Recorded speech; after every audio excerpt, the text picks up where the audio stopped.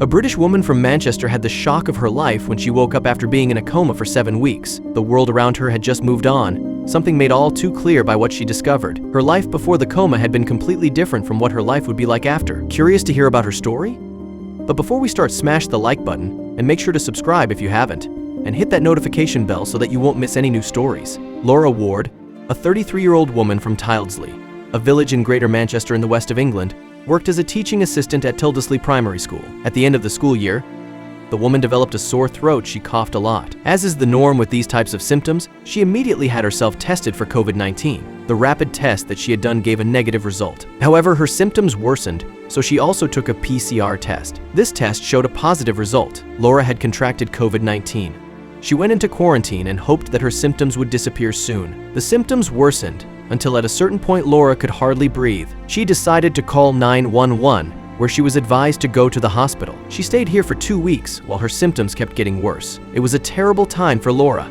The last thing she remembers is being returned to the COVID ward in her bed one day. Then everything turned black and she fell into a coma. Time flew by for her, but it was a very difficult period for her family. It would be a long time before she woke up again. The family found it difficult to see their beloved Laura like this. The teaching assistant did not respond to stimuli and was kept on a ventilator. Especially John, Laura's partner, was having a hard time. Due to measures against the spread of COVID-19, he was not allowed to come near his wife. It was 7 long weeks for the family, but there was more than just sadness during this period. Something incredible happened.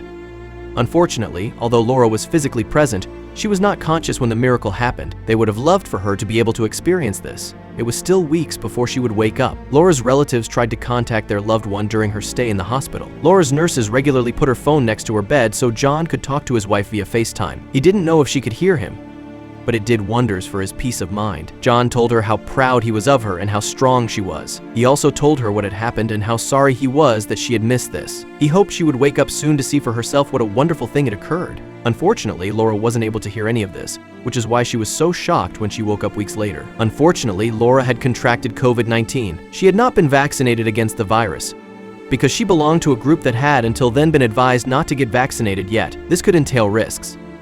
Laura had no underlying health problems other than a special type of diabetes. Just before Laura started to suffer from her symptoms, the National Health Service's NHS adjusted the vaccination advice for her risk group.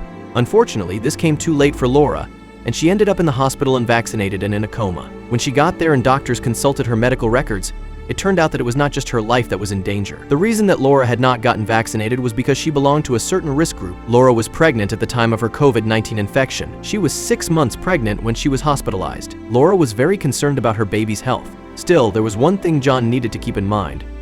The doctors said. The doctors told John that although Laura wasn't due until October 15th, there was a chance the baby would have to be delivered earlier. A pregnant woman in a coma has much less strength in her body than other women. John prepared for the worst.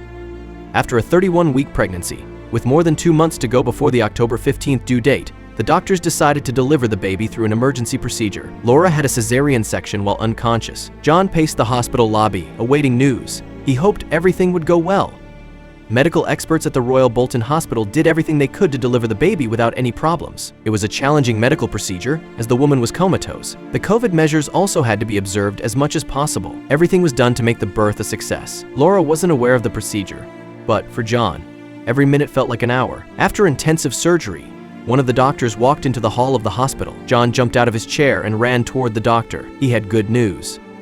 His daughter was perfectly healthy and Laura's condition had not worsened. John couldn't wait to tell his wife. When Laura was back in the COVID ward, John called her via FaceTime. The nurses put the phone back in its usual place. John couldn't hold back his tears as he broke the news to Laura. For the nurses, this was the first time they'd heard a man telling his wife that she had given birth. Usually, it's the other way around. Unfortunately, Laura still hadn't woken up, leaving her unaware that she had become a mother to a little girl. It would be weeks before she woke up. Once awake, her world had changed completely. Due to the COVID measures and the early birth, John and Laura's baby had to stay in the hospital with her mother for the foreseeable future. Laura couldn't believe her eyes when she woke up. After being in a coma for 7 weeks at the Royal Bolton Hospital, Laura Ward finally woke up. She was very confused. It must certainly be a crazy experience to fall asleep and wake up 7 weeks later, especially when you wake up to find something as special as what was waiting for Laura. After Laura had oriented herself in the room she woke up in, her eyes fell on something incredible. She wasn't alone in her bed. How was this possible? For her, it felt like it was still 7 weeks ago. Yet now she was surprised by something that told her very clearly that she hadn't just taken a nap. There was a baby beside her in her bed. Her baby. Laura was greatly surprised by this miracle. That's why it took a long time before she finally realized what had happened. By now, her nurses had realized she had woken up and began to calmly update her on her situation. Laura couldn't believe what she heard. She had spent 7 weeks in a coma, during which time she had given birth to a healthy girl. She looked around for her husband, but he was nowhere to be seen. The nurses told her that because of the measures, he was not allowed to come near her, so he had not been able to hold his daughter yet. Laura was overjoyed, until she discovered something that threatened to throw a spanner in the works. Much to Laura's shock, she was unable to lift her arms. She couldn't move her legs either. After trying to move different parts of her body, Laura found that all she could do was nod and shake her head. She couldn't speak either. This was a terrible feeling for Laura, who wanted nothing more than to hold her baby in her arms. Unfortunately, this would have to wait. It took 2 weeks before Laura could utter a word. After this, she had to relearn the simplest day-to-day things. The coma had had a profound effect on her. Laura did everything she could to hug her child. As soon as possible, Laura had to relearn the simplest things. Eating, drinking, brushing your teeth, all the things you learn as a toddler posed a huge challenge for the woman who had just been in a coma for 7 weeks. It took a lot of energy to relearn all these things. Fortunately, Laura had a very strong source of motivation. She did everything she could to be able to hold her daughter in her arms as soon as possible. In her mind, she could already picture herself with the little one, but she was still a long way from being able to do this. After weeks of rehabilitation, Laura finally regained some control over her body. At the beginning of December, she was finally able to walk again. She could also use her arms again, so it was finally time to give her little girl the hugs she deserved. During the coma, John had always called the girl baby girl because he wanted to wait until he talked to Laura before they gave her a real name. They quickly agreed on the name. They wanted the name to symbolize the miracle the girl had been. They chose the only name that was suitable for this purpose. The girl was named Hope. John had always kept hope, no matter how hard it had been to stay positive. Laura's family had panicked when she slipped into a coma, which makes sense as things seemed to be going the wrong way. John remained optimistic. He helped the rest of the family to stay positive and to keep hope. "She's not giving up and neither are we," said John.